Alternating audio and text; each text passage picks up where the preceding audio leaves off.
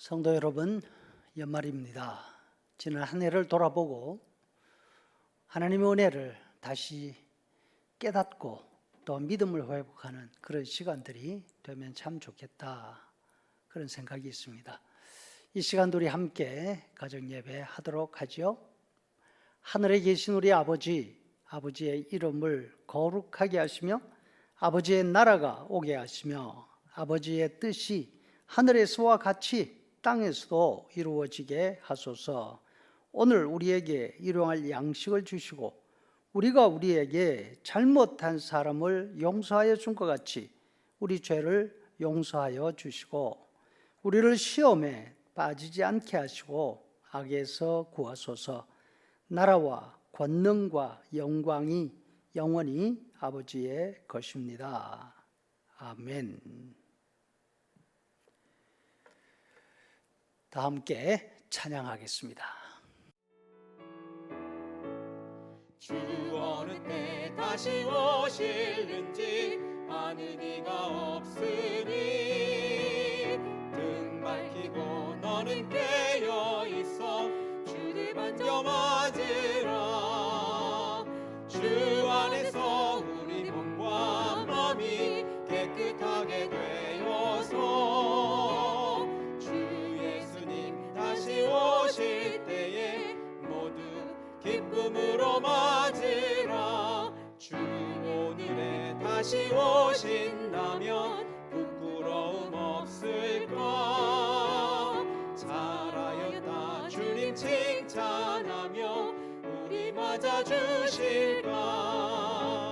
주 안에서 우리 몸과 마음이 깨끗하게 되어서 주 예수님 다시 오실 때에 모두 기쁨으로 맞으라. 주 예수님 맡겨주신 일에 모두 충성 다했나. 내 맘속에 확신 넘칠 때에 영원한 식 없겠네.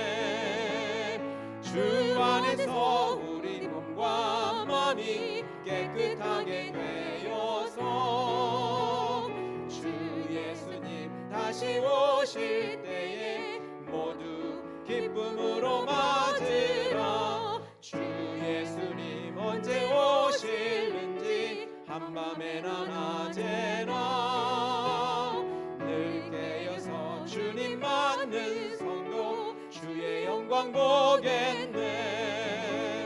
주 안에서 우리 몸과 마음이 깨끗하게 되어서 주 예수님 다시 오실 때에 모두 기쁨으로 맞으라.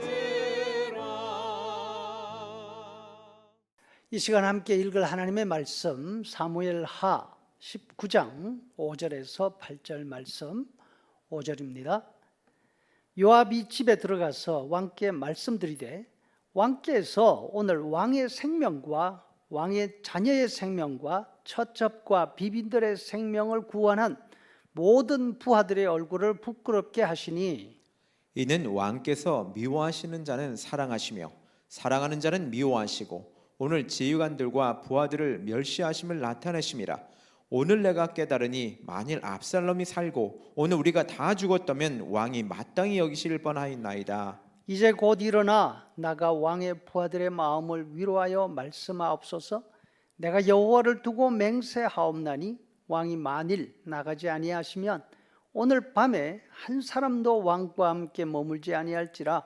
그리하면 화가 왕이 젊었을 때부터 지금까지 당하신 모든 화보다 더욱 심하리이다 하니 왕이 일어나 성문에 앉음에 어떤 사람이 모든 백성에게 말하되 왕이 문에 앉아 계신다 하니 모든 백성이 왕 앞으로 나오니라. 이스라엘은 이미 각기 장막으로 도망하였더라. 압살롬의 반란은 다윗의 나라를 산산조각으로 만들어 버렸습니다. 아들이 아버지를 향해서 칼을 들었으니 그 형편이 오죽했겠습니까? 무엇보다도 다윗 왕의 마음이 어디에 있는지 사람들이 알 길이 없었습니다. 일반적인 조건으로 볼 때의 압살롬은 왕위 계승 제1순위에 있는 사람이었기 때문이죠. 비록 오래전에 마청이자 왕사였던 암논을 살해한 죄가 있지만 생각하기에는 그럴 수밖에 없었을 것이라고 이해할 수도 있었습니다. 그 일로 압살롬은 3년간 유배 생활을 했습니다. 3년이 지난 후 왕은 사람을 보내서 압살롬을 다시 예루살렘으로 불러들였습니다. 사람들은 이제 용서했나 보다 생각할 수 있었죠. 그 후에도 수년이 지났습니다. 압살롬의 행동은 사람들의 눈에 보기에 마치 아버지에게서 왕위를 이어받기 위해서 견습하는 듯이 보였습니다. 이처럼 아버지를 이어 왕이 될 것이라고 생각되던 압살롬이 반란을 일으켰습니다. 왕의 신복 가운데 한 사람이던 아히도벨도 압살롬 편에 섰습니다. 심지어는 압살롬 자신도 또한 다윗 왕도 이 순간 진짜 자기의 편이 누군지 알 수 없을 정도였을 것입니다. 이렇게 볼 때 신하들과 백성들은 얼마나 혼란스럽고 처신하기가 어려웠을까요? 다윗의 군대와 압살롬의 군대가 정면으로 부딪혀서 전쟁을 치릅니다. 다행스럽게 다윗의 군대가 이기고 압살롬은 그 전쟁에서 죽고 맙니다. 압살롬은 반란을 일으킨 역적이지만 다윗은 너무나 사랑하고 자랑스러워하던 그 아들이었습니다. 다윗은 아들의 죽음을 비통해하며 통곡합니다. 온 나라가 반란이 진압되었다는 기쁨보다 왕의 슬픔 때문에 초상집이 되었습니다. 전쟁 승리에 대한 말은 입 밖으로 낼 수 없을 정도였습니다. 전쟁에 참가한 군인들은 마치 왕의 아들을 죽인 죄인 같은 느낌이 들어서 숨어 들어왔습니다. 이때 군 총사령관인 요압이 왕 앞에 나갑니다. 본문은 바로 그 자리에서 요압이 왕에게 한 말입니다. 신하가 왕에게 하는 말치고는 너무나 심하고 또 버릇이 없지 않나 하는 생각이 듭니다. 요압은 다윗에게 말을 하면서 왕과 군대를 구별합니다. 우리라는 말을 쓰면서 왕을 당신이라고 지칭합니다.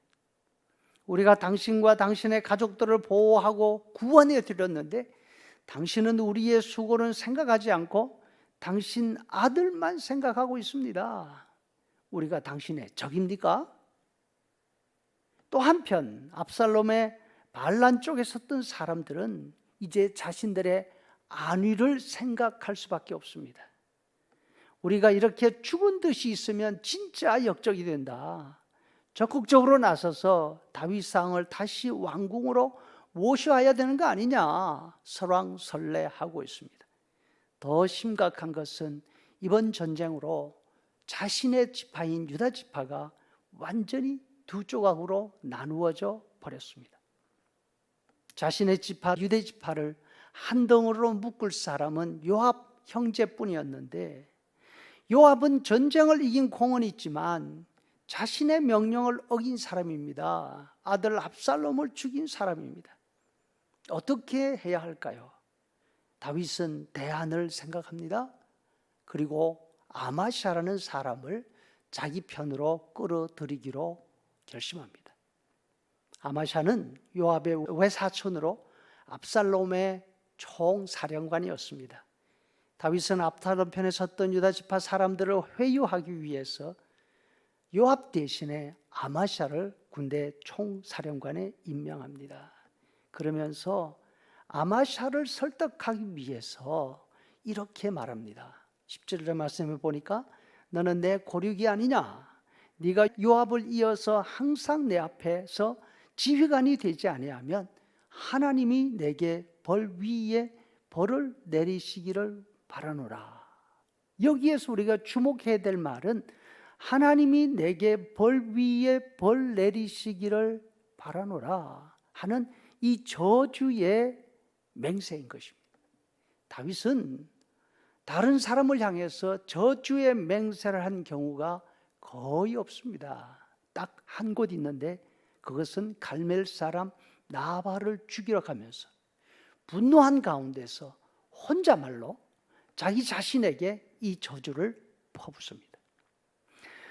그런데 압살롬의 사람 아마샤를 설득하기 위해서 평생 한 번도 쓰지 않던 저주의 맹세를 앞세워서 아마샤를 내 편으로 끌어들이려고 합니다. 그 덕분에 아마샤는 자신을 따르던 유대지파 사람들을 다윗에게로 돌려놓습니다. 이 모습은 어려울 때마다 하나님을 의지했던 다윗의 모습과는 너무나 큰 차이를 보여주고 있습니다. 어떻게 보면 다윗은 하나님 앞에 완벽한 사람처럼 보입니다. 그럼에도 불구하고 오늘 본문에 보니까 다윗도 사람이었습니다. 압살롬의 반란으로 너무나 당황스럽고 혼란스러웠습니다. 사울에게 쫓겨 도망다니던 이전처럼 하나님만 전적으로 의지했어야 하는데 그런 모습을 보여주지 못하고 있습니다. 그러나 조금만 더 성경을 읽어보면 이때 다윗의 형편은 다윗이 절박하게 느낀 것만큼 그런 절박한 사정은 아니었습니다. 다윗이 요단강을 건너기 위해서 나루에 왔을 때 요단 나루 양쪽에는 다윗을 떠나보내는 사람들과 다윗을 맞이하는 사람들로 강 양편이 가득 차 있었습니다. 그 분위기엔 동시에 왕을 누가 먼저 모셔올 것이냐 다툴 정도로 이렇게 들떠 있었습니다. 지금 생각해 봅니다. 다윗이 이때에도 하나님만 전적으로 의지할 수 있었더라면 얼마나 좋았을까. 다윗이 아마샤를 선택한 결과 겪어야 했던 또 다른 혼란을 피할 수 있었을 것이 아닌가 하는 느낌이 듭니다. 성도 여러분, 연말입니다. 어려운 지난 한 해를 돌아보면서 너무나 급박하고 당황해서 하나님을 의지해야 할 때 그렇게 하지 못한 일들이 있으십니까? 이 짧은 시간에 우리 함께 돌아볼 수 있는 기회를 가질 수 있기를 바랍니다. 그렇게 한다면 내년에 같은 형편을 만난다 하더라도 하나님을 의지하는 믿음으로 이보다 더 큰 어려운 환경이라도 능히 이겨 나아갈 수 있으리라 확신합니다. 기도하시죠. 이제는 우리 구주 예수 그리스도의 은혜와 아버지 하나님의 크신 사랑과 성령의 인도 교제에 충만케 하심이 아무리 당황스럽고 어려운 형편에서도 하나님만 의지할 수 있는 그런 성도 되기를 간절히 소원하는 성도들의 머리 위에 영원토록 함께 있을지어다. 아멘.